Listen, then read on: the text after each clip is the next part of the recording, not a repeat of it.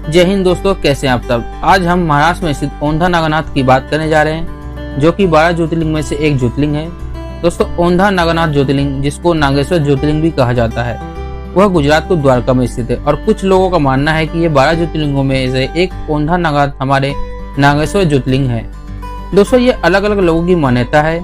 कुछ लोगों का कहना है कि नागेश्वर ज्योतिर्लिंग द्वारका में स्थित है, और कुछ लोगों का कहना है कि औंधा नागनाथ में स्थित है, जो कि 12 ज्योतिर्लिंग में से एक है, ज्योतिर्लिंग कहलाते हैं। दोस्तों, यहाँ पर हमको यह मतलब नहीं है कि नागेश्वर ज्योतिर्लिंग कौन से और कौन से नहीं, क्योंकि हमारा एक ही उद्देश्य है, जो कि है हमारा महाज्योतिर्लिंग के दर्शन करना।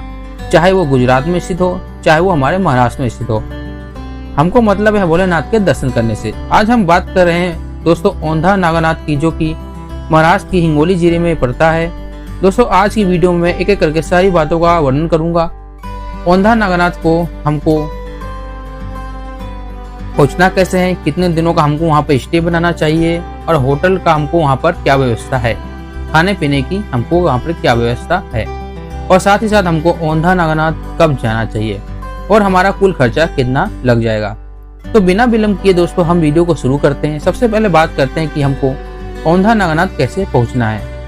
यहाँ पर पहुंचने के जो नियरेस्ट रेलवे स्टेशन है, वह है आपका हिंगोली रेलवे स्टेशन, जिसको हिंगोली डेक्कन भी कहा जाता है। अगर आप टिकट बुक करेंगे दोस्तों, हिंगोली रेलवे स्टेशन वह रेलवे स्टेशन है जहां से हमको औंधा नागनाथ के लिए उतरना है, और इसकी जो दूरी है मंदिर परिसर से, वो है आपकी 25 किलोमीटर की पड़ती है।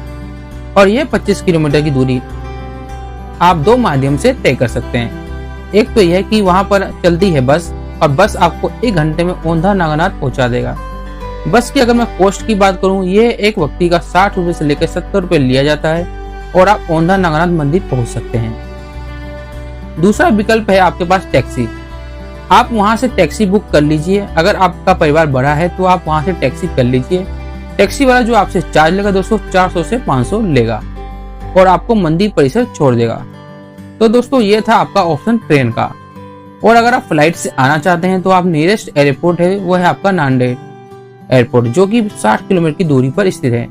लेकिन नांदेड़ में जो एयरपोर्ट है वह आपका मेजर एयरपोर्ट नहीं है, यानी कि छोटा एयरपोर्ट होने की वजह से आपको आपके शहर से डायरेक्ट फ्लाइट ना मिले, तो आप आना होगा औरंगाबाद एयरपोर्ट, जो कि आपका 185 किलोमीटर पड़ जाता है आपके औंधा नागनाथ मंदिर परिसर तक। अगर आप दोस्तों आपको ऑप्शन फ्लाइट है, तो आप औरंगाबाद उतर कर बाय बस के द्वारा या फिर टैक्सी के द्वारा आप औंधा नागनाथ मंदिर पहुंच सकते हैं। चलिए दोस्तों, अब औंधा नागनाथ मंदिर के पास पहुंच चुके हैं। अब हमको यहाँ पर रुकना कहाँ है, आपको यहाँ पर होटल की फैसिलिटी कैसे मिलेगी, और यहाँ पर आपका क्या चार्ज आएगा।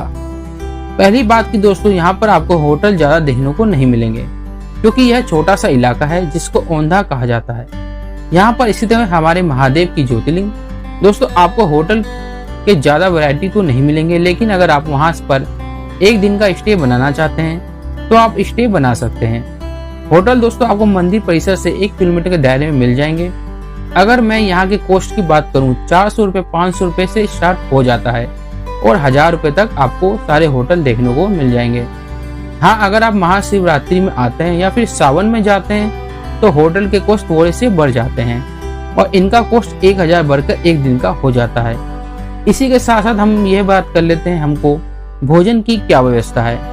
दोस्तों, जहाँ पर आप होटल में रुकेंगे वहाँ पर आप खाना ले सकते हैं होटल में, या फिर चाहे तो अब वहाँ पर बाहर में ढेर सारे रेस्टोरेंट, भोजनालय और आपको ढाबे देखने को मिलेंगे, तो आप वहाँ पर भोजन ग्रहण कर सकते हैं। शुद्ध शाकाहारी भोजन आपको मिल जाएगा। कॉस्ट भी आपको 60 रुपए 70 रुपए थाली मिलेगा, उससे ज्यादा कॉस्ट वहाँ पर आपको देखने को नहीं मिलेगा। चलिए दोस्तों, अब हम बढ़ते हैं मंदिर परिसर में। मंदिर परिसर में दोस्तों आपको कम से कम 10 से 15 मिनट दर्शन हो जाएंगे। मंदिर के अंदर दोस्तों नागनाथ ज्योतिर्लिंग है, वह आपको सक्रिय गुफा के अंदर प्रवेश करके जाना पड़ेगा, जो कि एक बार में एक व्यक्ति ही जा सकता है। और जैसे ही आप वहां पर प्रवेश करेंगे गर्भगृह में, तो आपको वहां पर नागेश्वर ज्योतिर्लिंग देखने को मिलेगी। उनके आप दर्शन कीजिए, मत्थे टेकिए। अगर आप अभिषेक करना चाहते हैं तो आप अभिषेक भी कर सकते हैं।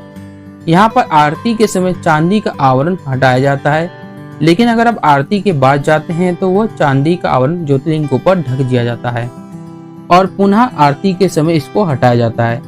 तो दोस्तों अगर आप आरती में सम्मिलित होना चाहते हैं, यानी कि बिना आवरण आप ज्योतिर्लिंग के दर्शन करना चाहते हैं, तो फिर आपको आना होगा मॉर्निंग के 5 बजे या फिर इवनिंग के 6 बजे, क्योंकि यही 2 समय ऐसा है वहाँ पर जो आरती होती है।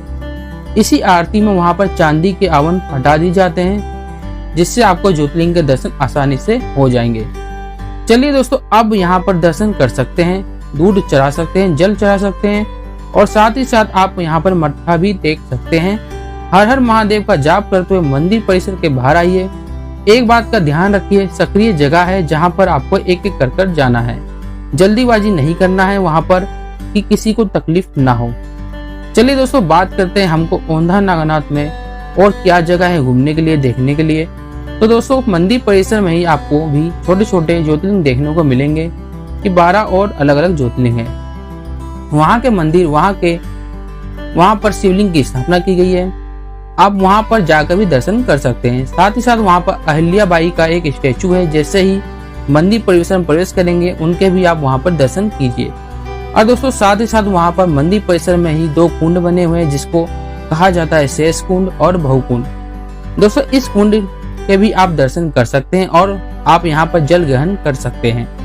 दोस्तों औंधा नागनाथ में आप बात करते हैं हमको आना कब चाहिए और साथ ही साथ हमको कितने दिनों का स्टे बनाना चाहिए। दोस्तों सावन का महीना, महाशिवरात्रि का महीना और साथ ही साथ आपका दशहरा पर्व, इन 3 पर्व को छोड़कर आप औंधा नागनाथ के दर्शन आप कभी भी कर सकते हैं। आपको ज्यादा भीड़ देखने को नहीं मिलेगा, लेकिन अगर आप यह 3 पर्व में आते हैं तो आपको भारी मात्रा में वहाँ पर भीड़ देखने को मिलेगी और साथ ही साथ आपके ट्रांसपोर्टेशन के और होटल के खर्चे भी बढ़ जाते हैं, क्योंकि यहाँ पर यह पीक सीजन होता है। दोस्तों औंधा नागनाथ के आने के लिए आपको 1 दिन पर्याप्त है, क्योंकि वहाँ पर ज्यादा बड़ा क्षेत्र नहीं है कि आपको वहाँ पर 2 या 3 दिन रुकने की जरूरत पड़ेगी। हाँ, लेकिन अगर आप बहुत लंबी सफर कर आए हैं तो आप 1 दिन औंधा नागनाथ में रुक सकते हैं, होटल में स्टे कर सकते हैं। अदरवाइज आप अपनी वापसी ले सकते हैं। ज्यादातर टूरिस्ट दोस्तों केवल औंधा नागनाथ दर्शन करके वापस नहीं जाते। इस यात्रा में वह 2 जगह को इंक्लूड करते हैं। सबसे पहला जगह यह है कि दोस्तों आपने महादेव के दर्शन किए हैं ज्योतिर्लिंग के, जो कि था आपका औंधा नागनाथ। अब दूसरा स्थान है वह आपका नांदेड़, जो कि आपको पता होगा महाराष्ट्र का एक भव्य स्थान है, जहां पर लोगों को काफी दिलचस्पी होती है। इस नांदेड़ में एक बार जरूर दर्शन करने का, तो दोस्तों आप नांदेड़ भी जा सकते हैं। आज की वीडियो में दोस्तों मैंने नांदेड़ को इंक्लूड नहीं किया है, क्योंकि हजूर साहिब नांदेड़ की वीडियो मैं पूरा लाऊंगा, क्योंकि आप उस वीडियो में यह समझ जाएंगे कि हमको ए से लेकर जेड तक कैसे प्लानिंग करनी है, कितना हमको खर्चा आएगा और हमारा टोटल खर्चा कितना आएगा। इस वीडियो हम केवल औंधा नागनाथ की बात कर रहे हैं। दोस्तों अगर मैं औंधा नागनाथ में खर्चे की बात करूं तो टोटल खर्चा कितना लग जाएगा, तो आपको 1000 से 1500 लग जाएगा अगर आप 2 पर्सन हैं, क्योंकि 500 रुपए होटल के, 500 रुपए आपके खाने पीने के लिए और 500 मान लीजिए आपके ट्रांसपोर्टेशन के लिए, यानी कि हिंगोली से आने पर और हिंगोली पर जाने का, यानी कुल मिलाकर आपका 1000 रुपए से 1500 रुपए में औंधा नागनाथ के दर्शन कर लेंगे। इस खर्चे में ना तो मैंने किसी तरीके का ट्रेन का टिकट, आपके फ्लाइट का टिकट को ऐड नहीं किया है। यहाँ पर केवल आपको आपके होटल के खाने पीने के और आपके ट्रांसपोर्टेशन के खर्चे को ऐड किया है, जो कि 1500 रुपए में 2 व्यक्ति आराम से दर्शन कर लेंगे।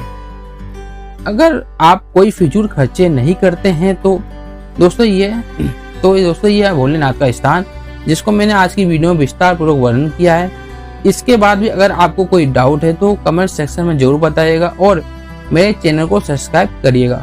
96% ऐसे लोग हैं जो कि मेरे वीडियो को देखते हैं लेकिन चैनल को सब्सक्राइब नहीं करते हैं, जो कि बहुत ही दुख की बात है कि आप तो मेरी वीडियो पसंद करते हैं, काम भी करते हैं, लेकिन आप मेरे चैनल को सब्सक्राइब नहीं करते हैं। तो बिना देरी किए आप मेरे चैनल को सब्सक्राइब कीजिए। आज की वीडियो में फिलहाल इतना ही। मिलते हैं फिर नई वीडियो के साथ, एक नई यात्रा के साथ। हर हर महादेव, आपकी यात्रा मंगलमय हो।